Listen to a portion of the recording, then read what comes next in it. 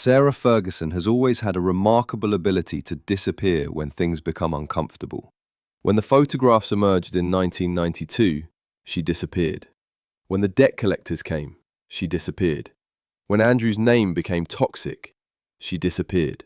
And right now, in the middle of the most serious storm to hit the House of York in decades, she has done exactly that again. She has vanished. But this time, the details of where she went and how she got there raise questions that are considerably harder to wave away than a ski trip. Because according to multiple reports, the former Duchess of York spent weeks at one of the most expensive wellness retreats in the world. Not a modest country spa, not a friend's spare room. The Paracelsus Recovery Clinic in Zurich, Switzerland, where the cost of staying is reportedly around £13,000 per night. Per night. In a story already full of extraordinary numbers, that one deserves a moment to sit. Let us go through everything we know, starting in Zurich, because that is where this chapter of the Fergie story begins.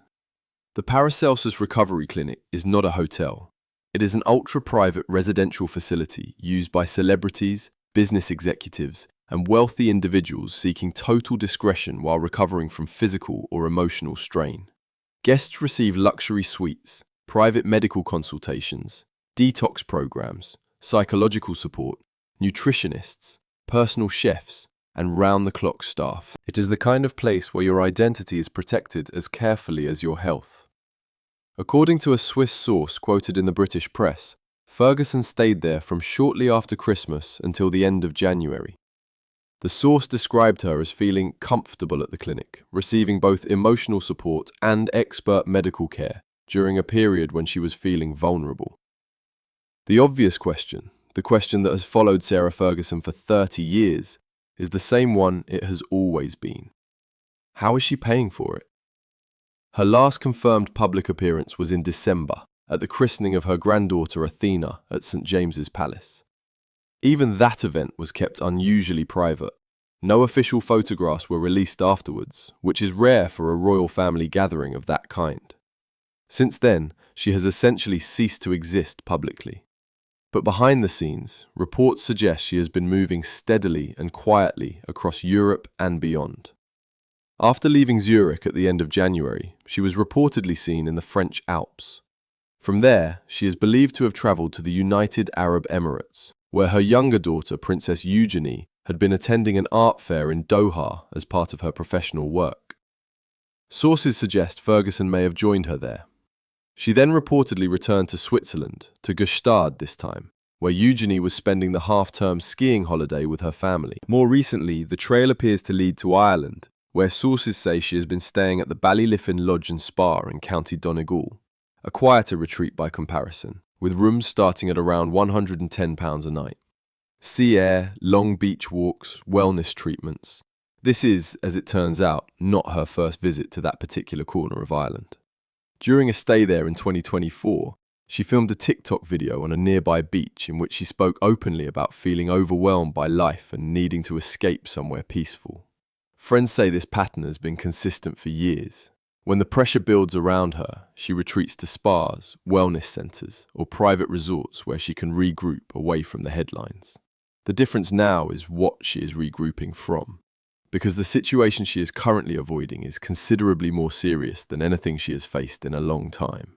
The latest controversy surrounding Ferguson centres on emails connected to Jeffrey Epstein, resurfaced as part of the wider release of documents linked to his network. What those emails show is a relationship between Ferguson and Epstein that went well beyond what she has previously acknowledged publicly. In some of the messages, she expressed gratitude toward him that reads, in the current context, as deeply uncomfortable. One email reportedly described Epstein as a supreme and steadfast friend. Another thanked him for his generosity and called him a legend. But the most damaging material is not the flattery, it is the money. Ferguson has long acknowledged accepting £15,000 from Epstein to help settle debts. That admission, made years ago, was already damaging enough. But the newly surfaced emails suggest she may have asked him for additional financial assistance on multiple occasions. One message reportedly requests between $50,000 and $100,000 to cover what she described as small bills. Another email, allegedly from 2009, reads as follows: "I urgently need £20,000 for rent today. The landlord has threatened to go to the newspapers if I don't pay." There are further messages in which she appears to flatter Epstein at some length, and at least one exchange in which she jokingly described herself as being at his service, and even floated the idea of marriage in what reads as a tongue-in-cheek manner. These communications surfaced at the worst possible moment, just as the royal family was already trying to place as much distance as possible between the institution and anything connected to Epstein's name. Then came Andrew's arrest. Earlier this year, Andrew Mountbatten Windsor was taken into custody on suspicion of misconduct in public office. He spent 11 hours in a police station on his 66th birthday, fingerprinted, photographed, DNA swabbed, and released under investigation. The allegation relates to his time as the United Kingdom's trade envoy and the claim that he shared confidential official information with Epstein. The investigation is ongoing. No charges have been announced. But the political and reputational damage was immediate and total. King Charles had already stripped Andrew and Sarah of their remaining royal titles and forced them to vacate Royal Lodge on the Windsor estate. That decision, when it came, ended the last formal ties either of them had to royal structures. For Ferguson, the loss of Royal Lodge was particularly significant. Despite her divorce from Andrew nearly 3 decades ago, she had continued living there with him for extended periods, an arrangement that gave her a kind of inherited proximity to royal life that no longer belonged to her by right. Now, both of them have been pushed completely outside the structure. Andrew is in Norfolk under conditions resembling supervised confinement. Ferguson is moving between wellness retreats in Zurich and Ireland. Which brings us back to that original question. Where is the money coming from? To understand why that question matters, you need to understand the spending history that has followed Ferguson since her years as Duchess of York. Royal author Andrew Morton documented her financial habits in detail. His research describes a life of what he called opulent excess during her marriage, and the numbers are specific enough to be almost surreal. Ferguson reportedly kept a personal trainer on permanent standby at a cost of £65,000, then allegedly used that trainer twice in an entire year. She ran up more than £51,000 in purchases at Selfridges using the store's personal shopper service, which was operated by a close friend. She allegedly spent £14,000 in a single month at a London wine merchant. Former staff members described the household routines in terms that are harder to believe than they should be. Each evening, according to one former employee, enormous quantities of food were laid out on the dining room table, including a whole side of beef, a leg of lamb, and a roasted chicken. On evenings when only Ferguson and her daughters were present, much of it went uneaten and was thrown away the following morning. Meanwhile, creditors were pursuing relatively minor unpaid bills. A newsagent reportedly stopped supplying her after a £500 debt went unpaid. A butcher, a dry cleaner, and a car hire company were among those listed as seeking payment. Her BP petrol card was allegedly confiscated due to arrears. The pattern that emerges is not someone who spends because they have money. It is someone who spends regardless of whether they have it, sustained by a belief, sometimes justified and sometimes not, that something will come along to cover the gap.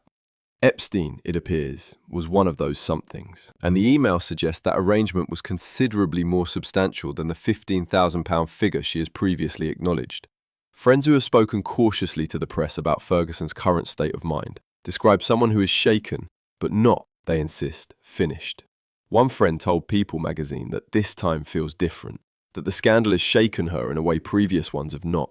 Royal commentator Ingrid Seward has been more direct, suggesting that the current climate is far less forgiving than it has been in the past, and that the public may not welcome another comeback attempt.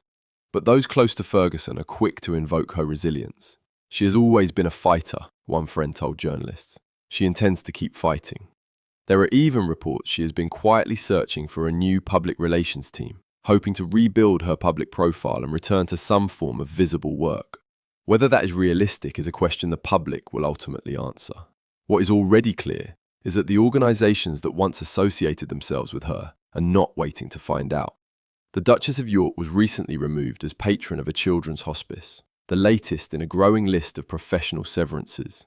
According to reports, She has been quietly dropped by every major organization she had previously been associated with. Without patronages, without royal standing, without a settled home, and with her financial history and Epstein communications now circulating freely in the press, the path back to any form of public respectability is narrow at best. And somewhere in that picture, she is checking into a £13,000 a night clinic in Zurich and moving quietly on. The ability to disappear has always been one of Sarah Ferguson's most practiced skills. She has been doing it for 30 years, and she has always, eventually, come back. The question this time is not whether she will try, it is whether, when she surfaces, there will be anywhere left to surface to. Do you think Sarah Ferguson has the resilience to stage another comeback? Or has this particular storm finally closed the door for good? Tell me in the comments below. And if you want to stay across every development in this story as it unfolds, subscribing now means you will not miss the next chapter. There will be one.